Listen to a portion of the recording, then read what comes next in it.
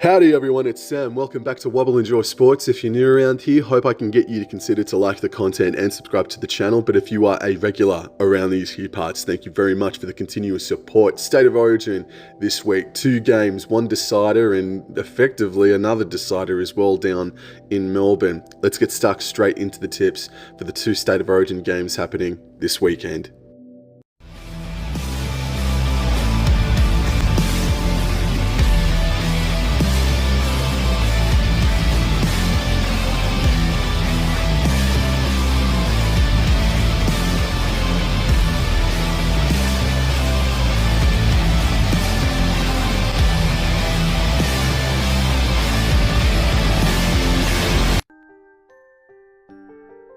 State of Origin game number 2 emanates from the Melbourne Cricket Ground, the MCG, this Wednesday night. The Blues versus the Maroons, and technically the Blues are the home team in this game, but Sportsbet cannot split them. They are $1.92 each way. Coming into the contest, it is the Blues who have more changes in their side. Young, Tedesco, Suaalii, Burton and Hines, they are out for the Blues.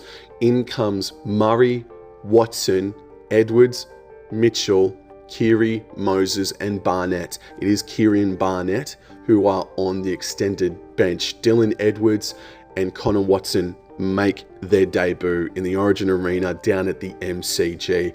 For the Queensland Maroons side, there's only 2 changes. Jermaine Hopgood and Selwyn Cobbo are out, one due to an injury, the other one due to an admission of a lack of confidence from Selwyn Cobbo. I think that is a tremendously mature and wise move if that is how he's feeling. It takes a lot of courage to do that. Well done to him. And the ins for the Maroons are only the 1 change in the 1 to 17 overall. Kurt Capewell is in a jersey number 17. Felice Kaufusi as well remains on the interchange bench, and the extended list reads Dane Gagai, Hylam Lukey and Trent Loiero. This will be the 6th match at the MCG for State of Origin, and it is in favour of the Blues. It is 4-1 in favour of the Blues. The average winning margin in those 6 games at the MCG is 8 points, and the highest point scorer in State of Origin MCG history is Trent Hodkinson. Now, Marvel Stadium out there at the Docklands in Melbourne has hosted the State of Origin games 3 times.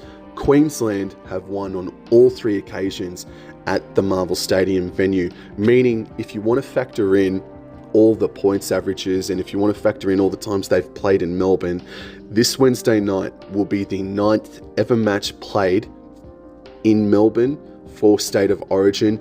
It is 4 wins apiece, and the average winning margin down in Melbourne throughout its entire history rounds out to about 7.5 points, basically. 7 to 8 points is the average winning margin in State of Origin history in Melbourne.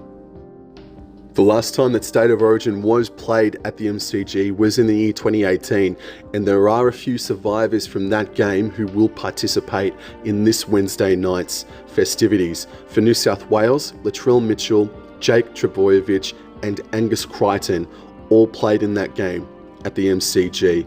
For Queensland, Valentine Holmes, Ben Hunt and Felice Kaufusi played for the Maroons on that night down at the MCG. However, Daly Cherry Evans, he didn't play in 2018, but he did participate in the 2015 game down at the MCG. New South Wales was the first try scorer down at the MCG for the past 2 games in a row. They were up at halftime in both 2015 and 2018 as well. So these records are falling in favour of the New South Wales Blues. Just to reiterate, they have been the first try scorer in the past 2 MCG State of Origin games. They've also been up at halftime in both of the previous State of Origin games to be held at the MCG. Just to touch on a little bit of history for game number 2 over most recent seasons. So I've gone back to 2018, and since 2018 there have been 5 games played, and the total combined scoreline whether it be Blues or Maroons that have won, the result, the differential to the winner is 140 points, meaning in the past 5 Game 2 matches for State of Origin, the points average winning margin has been 28. They have been floggings, Game 2, over the past 5 or 6 years now. However, Queensland, they won their first Game 2 last year. Their first Game 2 victory since the year 2017. So from 2018 through to 2022, Blues dominated the Maroons big time. When you factor in the combined total of 140 points in the past 5 games, the average winning margin of 28 points since 2018, the Blues have dominated this fixture. Another stat that goes in the way of the New South Wales Blues this Wednesday night. What are my impressions of both of these sides? So I'm looking at it now and I'm going through 1 to 7 for both of these sides. It will be fascinating to see how Reece Walsh plays in this game.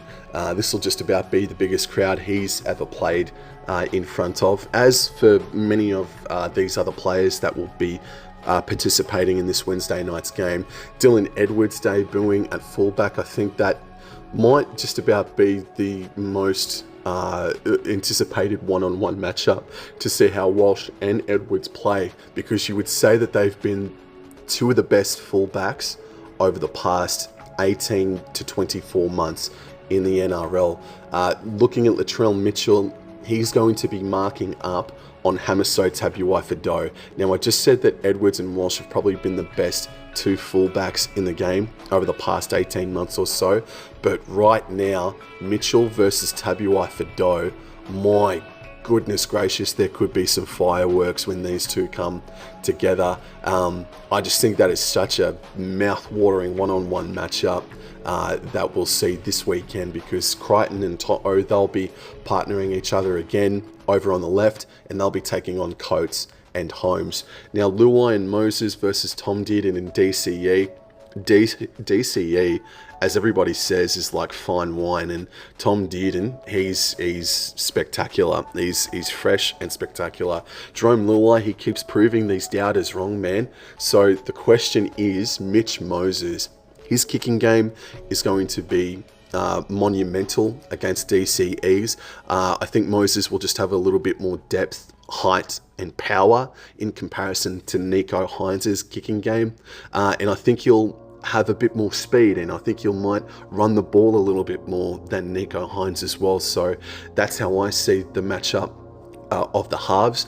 And then going into the forward pack, it is still hard to look past the New South Wales Blues, especially when you see that Cameron Murray is starting in the lock position. And we saw that Murray, I think he was injured or was omitted from last year's Game 1, and he came back in game number 2 or game number 3 and made an entirely different world of difference. It was just incredible how much of an impact he made. And going into the Maroon side now, Lindsay Collins always tends to step up, but Ben Hunt is getting more and more crucial with every passing State of Origin game. So he'll be huge in the hooker position. His backup man in Harry Grant, I thought he was okay without being really good. I think Grant would even say that he took a little bit to warm up to the game, and I don't think he had his best State of Origin performance, but he could very easily bounce back. And then looking at the New South Wales Blues now, and Ola Kawatu, Spencer Leniu, Isaiah Yeo, Connor Watson versus Capewell, Kofusi, Fodawaker, and Harry Grant. It's hard to go past the Blues interchange at this point in time, and Spencer Leniu just looks like that wild card for New South Wales Blues. And while I am a Queenslander, I will be tipping Queensland in this game, obviously. I do question why Kurt Capewell was put into this side. I think it is sort of a spotlight. It spotlights how injury ravaged the forward pack is for the Maroons at this point in time. I don't think Kurt Capewell deserved to be selected in the 1 to 17 in my opinion, but I don't think Lukey or Loiero really should have been selected in the 1 to 17, but they find themselves on the extended reserves list. So going into the reserves list for Blues as well, so Barnett Keary is there. I think Barnett still is a little bit unlucky to miss out. Cameron McInnes, very unlucky to miss out after the effort he put in game one. But I just look at Olakau'atu and Leniu and think about what Leniu did in game number one, and then Kurt Capewell coming in, and look, whose job is it going to be? Is it Capewell versus Leniu, or is it going to be Kaufusi versus Leniu? Either way, again, I look at Leniu and I think, boy howdy, that is the wild card of this entire damn thing, just about. With all that has been said, it sounds like that I should be tipping the Blues this Wednesday, but I'm a Queenslander and I'm going to be tipping the Maroons to win this Wednesday night. I do think that there will be a field goal in this, but I don't think it'll be 1 point. I think we're looking at a scoreline of about 23 to 16, possibly 21 points to 14, but I'll go 23 to 16 to the Maroons. I'll back DCE to be the field goal scorer, and I will go Reece Walsh and Hammer to be the try scorers for the Maroons. And for the Blues, I'd go Zach Lomax. While Latrell Mitchell, I think, could be in for an absolutely enormous game, I think he's going to create a massive opportunity for Zach Lomax. So I'll go Lomax, Hammer, and Walsh to be the anytime try scorers, and DCE to slot the field goal, and the Maroons will win this game and win the series 23 to 16 this Wednesday night. And just 24 hours later, the first ever decider, the first ever Game 3 in the Women's State of Origin Arena emanates from Queensland Country Bank Stadium in Townsville. Maroons versus the New South Wales Sky Blues. And on Sportsbet, the New South Wales team are $1.71 favourites, whereas Queensland are $2.15 outsiders. For the Maroons, there are more changes in comparison to the Blues side. Destiny Brill and Sienna Lefippo are out for the Maroons. Shout out to Sienna Lefippo. I think for a young woman in her debut game in extreme torrential conditions, she was super solid. She should be very, very proud of her efforts for sure. She was really, really strong. The ins for the Maroons side, Chelsea Lenarduzzi returns to the Origin Arena. That's a really good selection in my opinion. More size to help combat the very powerful Sky Blues outfit. And Sophie Hollyman is in jersey number 16 as well. On the extended list is Temera, Emily Bass, and Lily Peacock. If she is a late inclusion or a swap with Lenarduzzi or what have you, watch this space. My goodness, congratulations Peacock, because you have been outstanding in all of rugby league for 2024. Whatever you've done, whatever you've played, you've been outstanding. Now going into the New South Wales Sky Blues side, they are unchanged from 1 through to 17, and the extended list does read still Whitfeld, Dibb, and Ellie Johnston. That game 2 in Newcastle was the damnedest game of footy I've seen in a while. It was a war of attrition. The amount of fortitude, the guts of the Maroons side to stick tough. I don't want to say they played basic, but they just played a really calm, composed style of play that I guess in a way frustrated the Blues. They sort of, the Maroons side made sure that they held the ball better, more than the Sky Blues, and it was the Blues that made about approximately 6 more errors than the Maroons side did. But the other stat that also goes in the way of the Maroons side, and this is another selection that I thought Tani Norris made that was correct. Brigginshaw moving back into the halfback position, and it was the Maroons side who had, even though it was the possession was 51 to 49%, Brigginshaw helped the Maroons kick over 500 meters, whereas the Sky Blues were only to kick about 300 kicking meters, maybe a little bit above or below that mark. But the kicking game was instrumental in wet conditions, and it was Brigginshaw that stepped up to the plate and helped get that dub. But obviously they don't get that dub without Lauren Brown, who is in line to be the player of the series. And this is another huge talking point now. Who will be the player of the series in the first ever trilogy of Women's State of Origin games? It can't be understated. This has got to be the biggest women's rugby league game, biggest women's rugby league moment in history. This is going to be enormous. It killed in the ratings for both of the previous occasions this year. And it should do the same. And I believe that 20,000 tickets plus has been sold to this contest. So Lauren Brown, if she has another great outing, you'd reckon she would be in the mix. For the Maroons still, I would say Romy Teitzel. This might be a little bit biased of me because she is a North Queenslander, but I think Romy Teitzel has been kind of underrated in her 2 games this year. She has been a workhorse for the Maroons side. I've been seriously impressed by Teitzel this year in the Origin series. And then looking into the Sky Blues, you should look into the forward pack for the player of this series. The likes of a Kezzy Apps, Yasmin Clydesdale, and even at a pinch, Caitlin Johnston-Green. They have definitely got their hands up for sure to be player of the series. And then you look into Surgis and Chapman, and both of those players had outstanding game ones. Game 2, they both played with one leg in the second half, and they it was in very, very tough conditions, admittedly. Surgis and Chapman fought their way to get into the first half, but not quite to the extent that they wanted to.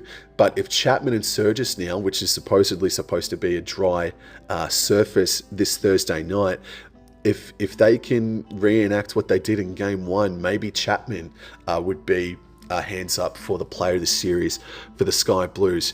But there's not a whole lot of history because we're in unprecedented territory. Like, obviously there is a lot of history, but one thing that does stand out is that the Sky Blues have won their past 2 games in the state of Queensland. They won in Townsville last year, and they obviously won in game number 1 earlier this year. So technically the Maroons side, they have not defended the state of Queensland since the year 2021, where they won 8 points to 6 on the Sunshine Coast Stadium. So they definitely might be feeling the pinch this week for defending the state of Queensland. It's on paper, I look at the 1 through to 7 for both of these sides, and it is undeniable that the Sky Blues with Kelly, Surgis, Chapman, Tonegado, the 1 through to 7, or the 1 to 5, I should say, is probably better than the 1 to 5 for Queensland. I look at the 1 to 5 for Queensland, and I look at Emanita Paki, and while she obviously did the job in game number 2, I still don't know, with all due respect, how she got the gig in the first place. And again, my bias might be showing here, but Jasmine Peters had an absolutely brilliant BMD campaign to the point where she was captaining the club and raised the trophy as vice captain or co-captain in the grand final when they won. So I think Peters can deem herself a little unlucky not to get a call up, but in any event, I think the 1 to 5 for the Blues is better, but I think the Maroons are better in the halves department, especially with Brigginshaw going back. And Aiken, man, it took her a little while, but when she warmed up, she was freaking hot in game 2.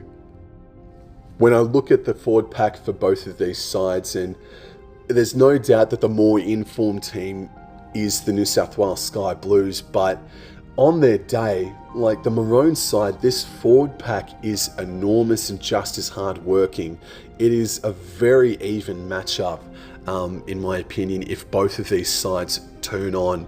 Again, the Sky Blues may be more informed, but if the Maroons, who, in my opinion, the forward pack was the main reason as to how they won that game. I know Brigginshaw had a good kicking game, but without the toughness and the control of the pill by the forward pack, doing all the tough yards that they did to get out of trouble in that game, they don't win that game, especially without Lauren Brown as well. So I think the forward pack is mightily even. And then the interchange, looking at it now, the addition of Lenarduzzi is a good one to get that size to go up against the likes of a Grace Kemp. And it is a little bit more of a smaller bench that the Sky Blues are using in this game. Fuimaonu, Davis, Kemp, and Togatuki up against Manzelmann, Wheel, Hollyman, and Lenarduzzi.